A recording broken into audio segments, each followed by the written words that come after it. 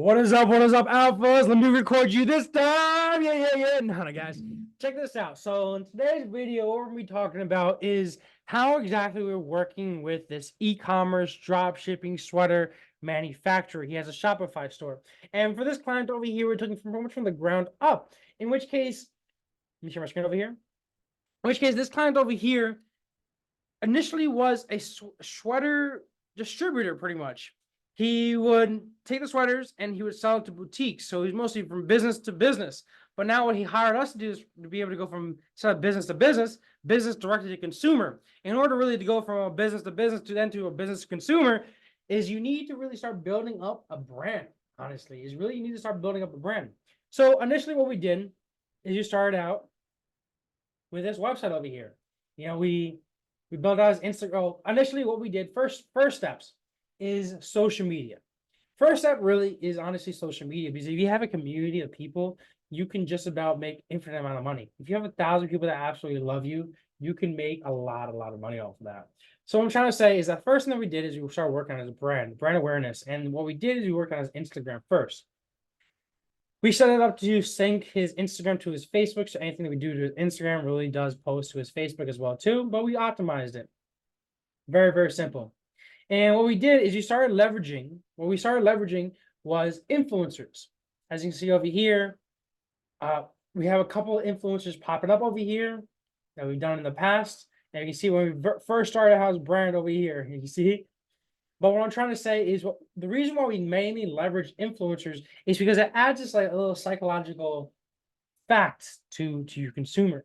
Is that when people start seeing people wearing a certain brand, a certain sweater, a certain something a lot, and you're not wearing it, you kind of almost get jealous. And it's kind of just human nature. The more that you see something, the more that you're gonna want it, the more demand it goes. So for example, like all these popular high manufactured brands, designer brands like Gucci, Louis Vuitton, Dior, all those brands, they spend a lot of money on marketing budgets to make sure that they get those brands in front of people in a stage of high status classes. So they spend a lot of money showing these articles of clothing to like, for example, like rappers, to actors, to athletes. People are really a high status class with a massive community. First thing that we think about these people is that, oh my gosh, these guys are rich and successful, and hundreds and millions of other people are watching this one person.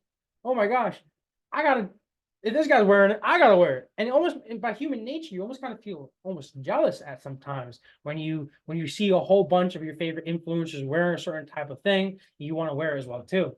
So that's kind of what we're playing upon here. That's a psychological, just understanding marketing technique that we're playing upon here.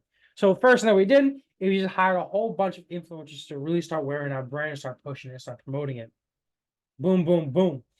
In addition to that, as you see over here, this one over here, this is kind of like a stock photo. We don't really like stock photos, So in addition to be able to get a bunch of influencers, it also allows us to build out the website as well too, because it allows us to no longer rely on stock photos. So we go to their site. This is our initial site that we built out on Shopify with them. We had a couple of apps, so got a couple of sales, but it wasn't necessarily giving us the conversion rates that we wanted to really get. And it might have been because of a number of things. Maybe because there's a lot of stock graphics over here. Could have been because it's just a plain Jane website, nothing too really branding wise. So like, okay, cool, no worries. The conversion rate, I think at this point was like a 0.5%, so less than a 1%. Typically you want to get a 1%. Pushing 1%, you're doing amazing. That means for every 100 people that hit this website, one person buys. But for every 100 people that hit the website, you'll probably get every 200 people that hit the website, someone will buy. That's kind of how the situation was with this. So like, okay, cool. You know what? This is not going to work for us. We're going to do complete website overall, because we can tell by the statistics and the traffic that we're bringing from the influencers that this website over here, the conversion rate isn't too well, and Shopify shows you that, which is great. So we got to increase the conversion rates on the website. So how are we going to do that? We need to add a little more branding to spice this website up a little bit. So we're like, okay, cool. Who probably has the best conversion rates? What brands, what e-commerce stores, websites really ultimately spend hundreds of millions of dollars every single year just on conversion rate optimization. And first thing that probably pops in my mind is like that guy from Shark Tank is what was it called? The guys from Shark Tank, Gymshark, for example. Gymshark, they spend hundreds of millions of dollars on marketing. So like, what first thing that we do is like, all right, how do we increase the conversion rate of this website? Well, let's follow this model what successful people already do. So we looked at a whole bunch of high fashion designer brands. We looked at Gymshark because they probably have the best conversion rates known to man. And we checked out a whole bunch of other boutiques as well too, and compare them all together. And we came up with something like this. Boom. Now, it's still a work in progress with the typography. I'm not too crazy with the font over here, but it's a way bigger difference, better difference than how we had it before. So next steps is to run this play. Hit a couple influencers to this website, see if the conversion rate goes up. If it's above at least 1%, boom, now we're gonna start scaling that shit with ads. All right. Because ads, what I really love about ads is it gives you predictable traffic. In which case, if you started making sales for every $10 you put into an ad and you're making $50 back, great. Put $100 in, you get $500 out. It's very predictable once you kind of have already a website / offer that's already converting. In order to really do that, I'm going to start doing that with influencers first. So like I said, we're going to run this play with this website over here, see if that conversion rate goes up at least to above a 1% conversion rate. And we have a 1% conversion rate plus, boom, we're golden money, G money. And then we're gonna start hitting it up with ads, baby. Some Facebook ads on here. But let me break down the actual advertising play. Wait, take a quick sip of some tea. But this is the advertising play. New share, you go to my handy dandy whiteboard over here. Let's load up a quick sec. All right. Now this is my play over here. Boom. All right. This is how we do it. So they say that you need for a customer to really buy from you, you need to see their business, their brand, like 7 times on average, 7 to 8 times, something like that. And this kind of represents that. In which case the top portion over here, let me get my writing port over here, my pen, which is top portion over here, this code section over here is brand new people. This is brand new people that never really saw our brand before. So we're getting a lot of that initially but when we first started building out the brand, we started promoting influencers to it. We got a whole lot of just cold audience going to our website. A whole lot of people that have never seen our shit ever going to our site. And then how do you really start scaling that up with ads on here is with this specific targeting option. This is our next step. So first, we got influencers hitting the site. That's first.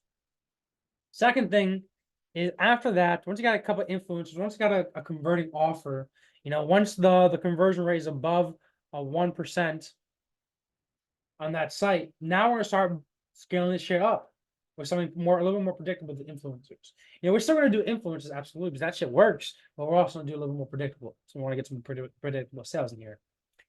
And then now that we have a couple of people already buying, we got people that added to the cart, maybe people that added to the cart but never continue to purchase. We got a couple of people that checked out the website, checked out the social media, the Instagram, the Facebook, whatever. Now we start hitting up with ads. And the first thing that I would probably do, rather than just going strictly, Facebook's AI is honestly tremendous. So you can do a blank targeting and probably get really good results, but it might take it a little bit longer to train up the pixel and warm it up. We already have the influencers over here buying, so that does do really good warming up the pixel. So it's going to warm up. It's starting to understand now and uses AI algorithms in the background to really understand what type of people want to actually buy from this brand, which will make running the ads a lot easier because the pixel is kind of warming up and understands already. So now what I'm probably going to hit next is I'm probably going to hit this lookalike audience. I'm going to create a lookalike audience of 1 probably to 2%. I'll test out the 3%. 3% depends on how many impressions. And if you go over like 500,000 impressions, 1 million impressions, do 1 to 2%. But if it's not, then do 1 to 3%, whatever. And I would do a lookalike audience, creating a lookalike audience on each one of this. Another one for add to cart, one for website visitors, one for people that purchased, and one for engagers. It's 4 different lookalike audiences over here. And I would take that and I would run into an ad. Okay, I would run into a couple of ads. I would test out a multitude of things. I'd test out a couple of the most high performing reels. So I test out like, I can do things in threes. So I probably test out like 3 reels.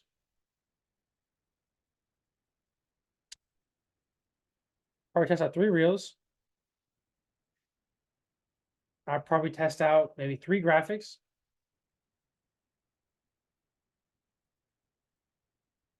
And then what I'll really ensure is that because this is just a multitude of just of sweaters, you have a whole bunch of sweaters on here, I would really focus on the frequency here.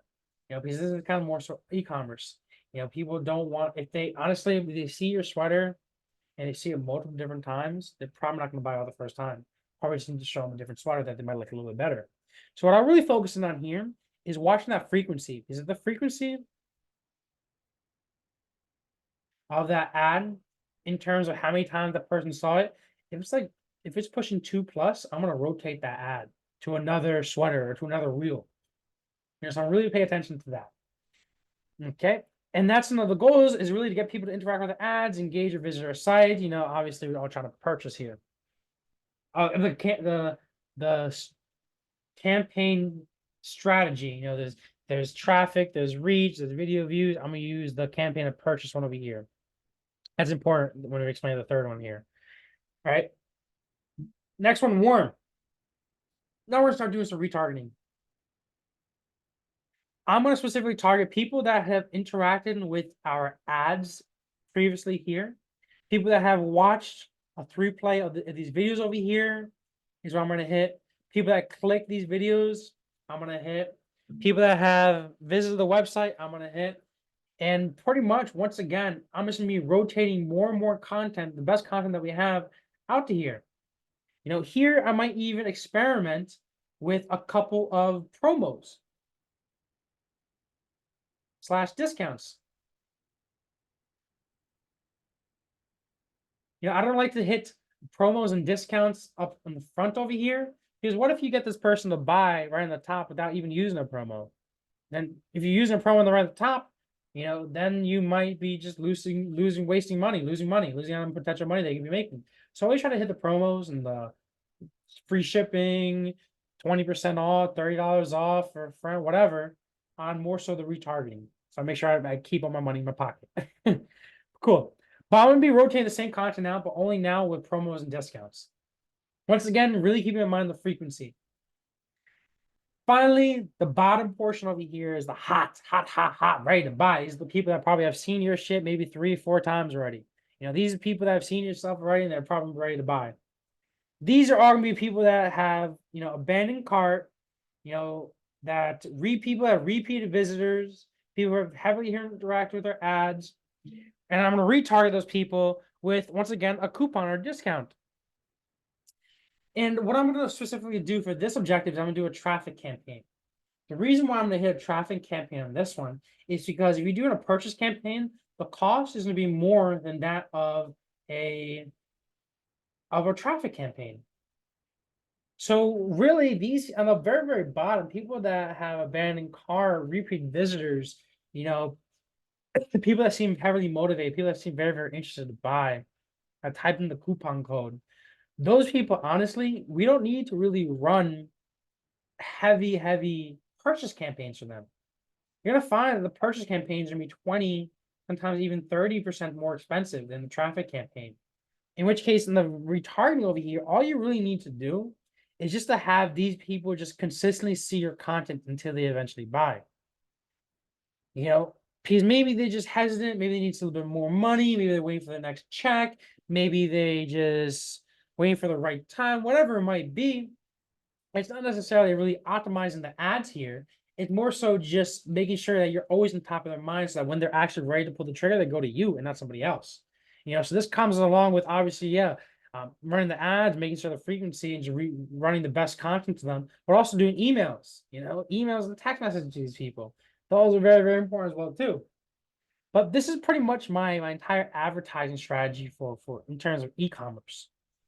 I don't do a lot of e-commerce, but when I do, I make sure I do it on some sort of growth partnership so that I can really have an ample say in what we need to implement into the business in order to really grow it.